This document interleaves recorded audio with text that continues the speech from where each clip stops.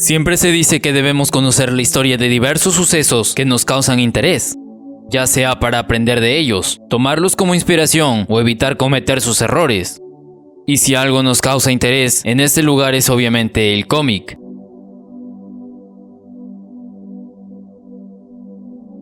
Si nos ponemos estrictos y pensamos en el cómic como una secuencia de imágenes que cuentan una historia, entonces el origen del cómic o historieta se remontaría a la prehistoria, cuando los primeros habitantes representaban sus escenas de caza en las paredes de las cavernas.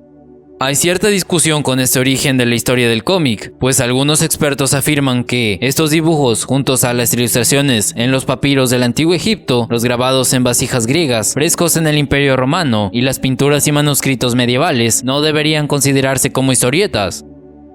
Al principio no son más que meras caricaturas o dibujos para ilustrar una historia o pequeñas narraciones sin solución de continuidad. No es sencillo hablar de los orígenes del cómic, ya que el origen del que hoy en día se conoce como el noveno arte es un tanto incierto y depende de la definición que se tome como referencia. Algunos sostienen que los primeros cómics podrían remontarse a la pintura prehistórica. Ha sido denominada arte rupestre o parietal por el hecho de haberse desarrollado casi exclusivamente sobre las paredes de roca en el interior de cavernas y cuevas y menos frecuentemente en el exterior de las mismas. Esta pintura, curiosamente, experimentó una evolución muy similar a la de la pintura histórica. Las primeras manifestaciones de corte naturalista fueron evolucionando hasta llegar en su último periodo a la abstracción completa de las formas. Inicialmente la mayoría de los paleoantropólogos pensaban que este tipo de arte antiguo era puramente decorativo. Sin embargo, la evidencia arqueológica detallada muestra que las cuevas pintadas no eran habitadas por personas comunes y corrientes. En cambio, fueron habitadas por un pequeño grupo de artistas y otras personas involucradas en actividades ceremoniales. Como resultado, ahora se piensa que la pintura rupestre fue creada por chamanes por razones ceremoniales, tal vez en relación con los rituales sociales, sobrenaturales o religiosos. Probablemente lo que intentaban es transmitir a las siguientes generaciones. Incluso los neandertales, que vivían en la península ibérica hace 65.000 años, ya pintaban arte rupestre en las paredes de las cuevas. Pintaban figuras de animales y motivos geométricos como puntos, discos y rayas. También solían dejar las huellas de sus manos, tal vez como una firma. La Biblia de Bel-Islao es un manuscrito iluminado desde 1325 a 1349. La Biblia de Bel-Islao es considerada por los estudiosos como uno de los primeros cómics de la historia. De las originales 200 hojas de la Biblia de Bel-Islao se han conservado 188. El manuscrito de mediados del siglo XIV incluye 747 ilustraciones que representan el principio del Antiguo Testamento, una parte de los evangélicos y de los Hechos de los Apóstoles, todo el Apocalipsis y además leyendas de los patronos checos San Wenceslao y su abuela Santa Ludmila. La razón de esta obra fue el alto nivel de analfabetismo de la época que obligó a difundir la historia bíblica mediante dibujos. Como apoyo a las ilustraciones se incluyeron una serie de gráficos en latín y en griego. Oficialmente se relaciona el origen del cómic con la invención de la imprenta en 1446 y de la litografía en 1789. En el siglo XVIII, unos humoristas gráficos ingleses fueron quienes comenzaron a realizar caricaturas satíricas de sus gobernantes para las cuales se utilizaban globos de diálogo, aunque no fue hasta más adelante cuando se generalizó el uso de estos. La revista inglesa The Punch en 1841 fue la primera en dirigirse a un público infantil, modelo que sería imitado alrededor del mundo. Hacia finales del siglo XIX, tanto como en Europa como en Estados Unidos, los periódicos recurrían a diferentes incentivos con el fin de atraer el mayor número de lectores y por consiguiente controlar el mercado.